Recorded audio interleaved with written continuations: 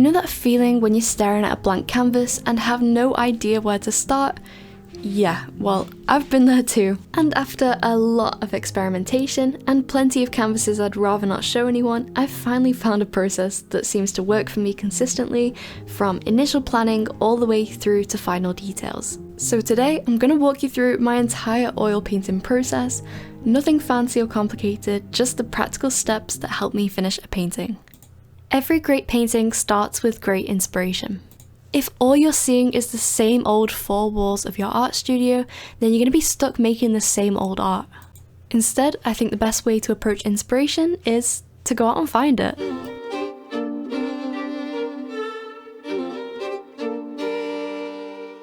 So when I got the chance to go to an old English castle, I had only one objective. With some minor persuasion, I managed to get my sister to model for me, and we ended up getting a bunch of photos in loads of different lighting. And as a socially awkward person, I had my worst fears come to reality, because we had people taking the mick out of us as we were taking these pictures. But it was so worth it for the references that we got. But now with so many photos to work with and so many ideas floating around in my head, I found it difficult to actually focus in and decide what I wanted to do. And it's because I'd missed a crucial step in my painting process, which is creating a mood board. And my absolute favourite way to do this is on Millernote. Millernote is basically a tool for organising creative projects. It allows me to put all my sketches, references, and favourite paintings from other artists all in one place. And unlike a Pinterest board where you don't really have much to say over the layout and you can't really make notes about anything, this one is completely customizable, which is why I personally use it.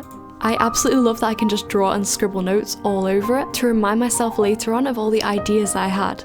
Here I decided to take some colour swatches to try and figure out what I want my palette to look like, so I was able to just drop and drag from different photos that I liked. I also put in these awful sketches that I did. Please don't look at them, they're so bad. Once I got the main mood board done, which was basically just a big board of all my ideas and photos, I decided to create a new board which was more zoned in on a specific painting or a specific idea. And it's great because Millernote makes starting a new project super easy with over 100 built-in templates for basically any creative project.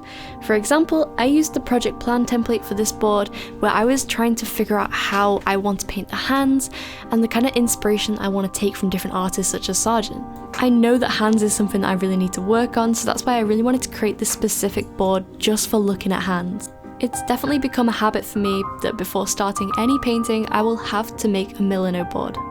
Seeing my favourite paintings by other artists all together in one place has really helped me realise what I love about different paintings. And the best part is that Millernote is available for free with no time limit to sign up. You can support me and my channel by signing up using the link in the description. Thank you so much to Millernote for sponsoring this video. Okay, so the next step I like to take in my painting process is to do some practice. And I actually did that in my previous video if you'd like to watch that, and I actually got this gorgeous frame for it, so I love how that's looking, and I can just skip straight into the main painting. Setting up for me is probably the most tedious part about painting. I feel like there is so much that I have to do, and this child lock on the Gamsol nearly defeated me, quite honestly. To make starting this painting much easier, I decided to just print out my image to the size that I wanted it.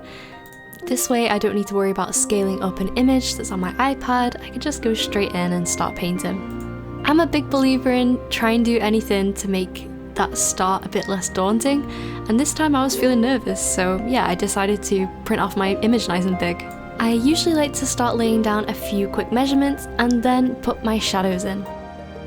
I always start by blocking in my shadows like this. I just try and see big shapes to start with. No detail, just big shapes and areas where there is shadows. And honestly, my favourite, most underrated painting hack is to just squint your eyes and flick your eyes back and forth between your reference photo and your painting.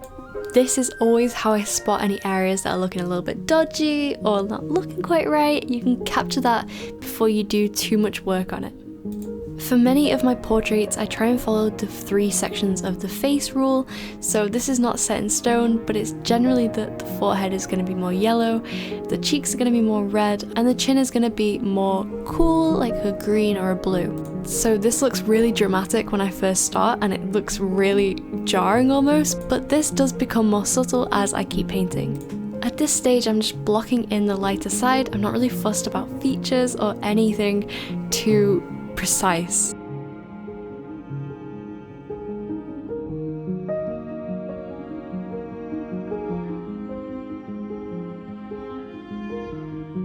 And this was so exciting, but I finally had my new palette arrive. I was just at my wit's end with that palette that I had been using, which was made from baking paper and cardboard, and it kept falling off, so I finally got myself a glass palette. Quite honestly, I think I got exploited. This thing was so expensive. Like, why is a piece of tempered glass 50 quid? But anyway, I'm happy to have it. But anyway, I also have some exciting news. So you may or may not know, but I finally started a Patreon. I've been posting a bunch of extra videos over there, like painting tutorials and painting demos.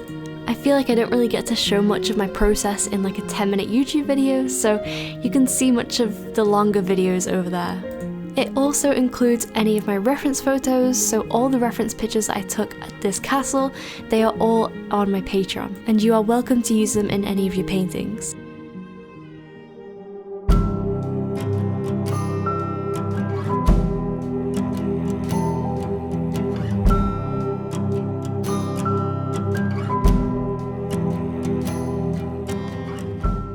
And this painting process, unfortunately, was very realistic in the end, because I actually ended up not liking the end painting, which is really accurate. I feel like most artists don't like most of their paintings.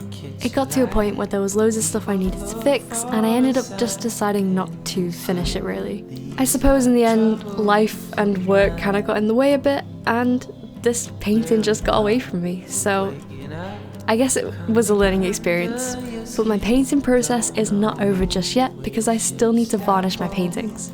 And since this one wasn't quite dry yet, I decided to just show you an example with another one. Most artists recommend waiting up to 6 months before varnishing an oil painting. However, I recently found Gamvar Gloss, which has done tests to say that you can use their varnish in about a month once the painting is touch dry. So that is what I'm using here to varnish my painting.